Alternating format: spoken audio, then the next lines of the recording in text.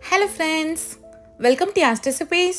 இன்னைக்கு நம்ம சேனல்ல 1/2 kg மட்டன் 1/2 kg பாஸ்மதி ரைஸை வச்சு ஒரு சூப்பரான மட்டன் பிரியாணி தான் எப்படி செய்யறதுன்னு பார்க்க போறோம். நான் இன்னைக்கு மட்டன் பிரியாணி பிரஷர் குக்கர்ல தான் செஞ்சிருக்கேன். பிரியாணி பார்க்கறப்பவே தெரியும் எந்த அளவுக்கு பெர்ஃபெக்ட்டா வந்திருக்குன்னு. மட்டனும் பாருங்க நல்லா ஜூஸியா வந்திருக்கு. ரொம்பவே பெர்ஃபெக்ட்டான மட்டன் பிரியாணி எப்படி செய்யறதுன்னு பார்க்கலாம் வாங்க. ஃபர்ஸ்ட் மட்டனை வேக போட்டு எடுத்துக்கலாம். அதுக்கு 1/2 கிலோ மட்டன்ல 1/2 ஸ்பூன் இஞ்சி பூண்டு பேஸ்ட், 1/2 ஸ்பூன் தனி மிளகாய்த்தூள் சேர்த்துக்கோங்க. 1/2 ஸ்பூன் உப்பு சேர்த்துக்கலாம். இப்போ மட்டன் முழுகிற அளவுக்கு தண்ணி சேர்த்துக்கோங்க. நான் ஒரு கப் அளவுக்கு தண்ணி சேர்த்துருக்கேன். இப்போ குக்கர் மூடி போட்டு ஒரு 3 விசில் வச்சு எடுத்துக்கலாம்.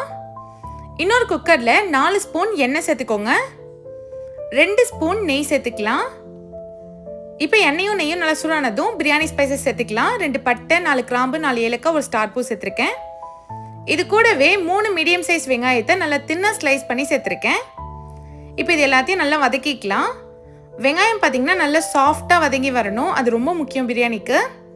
இப்போ பாருங்க வெங்காயம் ஓரளவுக்கு நல்லா வதங்கிடுச்சு. இந்த அளவுக்கு வதங்கினாலே போதும், ரொம்ப கருப்பாகணும்னு அவசியம் இல்லை. இப்போ இதில் நம்ம இஞ்சி பூண்டு பேஸ்ட் சேர்த்துக்கலாம். 3 டேபிள் ஸ்பூன் இஞ்சி பூண்டு பேஸ்ட் சேர்த்துக்கோங்க. சேர்த்துட்டு அதையும் நல்லா இந்த வெங்காயத்தோடய வதக்கி விடுங்க. இஞ்சி பூண்டோட பச்சை வாசனை போக ஒரு 2 நிமிஷம் கண்டிப்பாக ஆகும், நல்லா வதக்கிக்கலாம். இப்போ இஞ்சி பூண்டோட பச்சை வாசனை போனதுக்கப்புறமா 2 பெரிய தக்காளியை கட் பண்ணி சேர்த்துக்கோங்க. கூடவே 3 பச்சை மிளகாவையும் சேர்த்து தக்காளியை ஓரளவுக்கு வதக்கி எடுத்துக்கலாம். தக்காளி ரொம்ப குறைவாக வதங்கணும்னு அவசியம் இல்லை, ஒரு 70% அளவுக்கு வெந்துச்சுனாலே போதும். இப்போ இது நல்லா வதங்கிடுச்சு. இது கூடவே 1/2 கைப்பிடி புதினா மல்லியும் சேர்த்துக்கோங்க. சேர்த்துட்டு அதையும் நல்லா எண்ணெயிலே வதக்கி விடுங்க. புதினா மல்லி நம்ம முன்னாடியே சேர்க்குறப்போ பிரியாணிக்கு நல்ல ஒரு ஃப்ளேவர் கொடுக்கும்.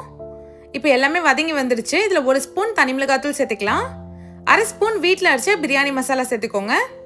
பிரியாணிக்கு தேவையான அளவுக்கு உப்பு சேர்த்துக்கலாம். நான் ஒரு 2 டேபிள் ஸ்பூன் அளவுக்கு கல் உப்பு சேர்த்துருக்கேன். இப்போ இது எல்லாத்தையும் சேர்த்து நல்லா வதக்கிக்கோங்க. இப்போ பாருங்கள் நல்லா தொக்கு மாதிரி வந்திருக்கு, நல்லா எண்ணெய் பிரிஞ்சு வந்துருச்சு. இதில் 2 டேபிள் ஸ்பூன் தயிர் சேர்த்து அதையும் நல்லா வதக்கிக்கோங்க.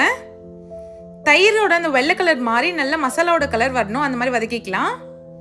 இப்போ நம்ம ஆல்ரெடி வேக வச்சிருந்தோம் இல்லையா மட்டன், அதை இதோட சேர்த்துக்கோங்க. இது கூடவே 1/2 எலுமிச்சை பழத்தை பிழிஞ்சு சேர்த்துக்கோங்க. நம்ம இப்பயே சேர்க்குறப்போ மட்டனுக்குள்ளே அந்த லெமன் போய் நல்லா சாப்பிட்றதுக்கே சூப்பராக இருக்கும். இப்போ இதையும் நல்லா வதக்கி எடுத்துக்கலாம். மசாலா கூட அந்த மட்டன் வதங்கி நல்லா சூப்பராக ரெடி ஆயிடுச்சு. இப்போ நம்ம தண்ணி சேர்க்க போகிறோம். 1 கப் அரிசிக்கு 1/2 கப் அளவுக்கு தண்ணி சேர்த்துக்கோங்க. நான் 2 கப் அரிசி எடுத்ததுனால 3 கப் அளவுக்கு தண்ணி சேர்த்துருக்கேன். தண்ணி சேர்த்துட்டு நல்லா மிக்ஸ் பண்ணி விட்டுக்கோங்க. நான் மட்டன் வேக வச்ச தண்ணியும் சேர்த்து தான் அளவு தண்ணியாக சேர்த்துருக்கேன். இப்போ தண்ணி நல்லா கொதிக்க ஆரம்பித்ததும் 20 நிமிஷம் மட்டும் ஊற வச்ச பாஸ்மதி அரிசி சேர்த்துக்கலாம். அரிசியை ரொம்ப நேரம் ஊற வச்சிங்கன்னா உங்களுக்கு கண்டிப்பாக பிரியாணி குழஞ்சிரும். 20 நிமிஷம் மட்டும் ஊற வைங்க. ரைஸ் சேர்த்துட்டு நல்லா ஜென்டலாக மிக்ஸ் பண்ணி விடுங்க, இல்லைனா அரிசி உடஞ்சிரும். இப்போ மிக்ஸ் பண்ணியாச்சு. மேலே திரும்பவும் கொஞ்சமாக புதினா கொத்தமல்லி சேர்த்து மூடி போட்டுடலாம். கரெக்டாக 2 விசில் வச்சு எடுத்துக்கோங்க. இப்போ பாருங்கள் பிரியாணி சூப்பராக வெந்துருச்சு. ஃபர்ஸ்ட் ஒரு ஸ்பூன் வச்சு லைட்டாக இந்த மாதிரி கலந்து விடுங்க. நம்ம உடனே கரண்டி வச்சு மிக்ஸ் பண்ணோம்னா ரைஸ் உடஞ்சிரும். அதனால் இந்த மாதிரி லைட்டாக மிக்ஸ் பண்ணி விட்டுருங்க ஃபஸ்ட்டே. ரைஸ் பார்க்குறப்பவே தெரியும் எந்த அளவுக்கு பர்ஃபெக்டாக வெந்திருக்குன்னு. நல்லா கமன்னு சூப்பராக மட்டன் பிரியாணி ரெடி ஆயிடுச்சு. நான் சொன்ன மெஷர்மெண்ட்டில் பிரியாணி செஞ்சிங்கன்னா உங்களுக்கு ரொம்பவே பர்ஃபெக்டான மட்டன் பிரியாணி செஞ்சிடலாம். இந்த பிரியாணியில் மசாலாலாம் எதுவுமே அதிகமாகாமல் எதுவும் குறையாமல் சூப்பராக வந்திருக்கு.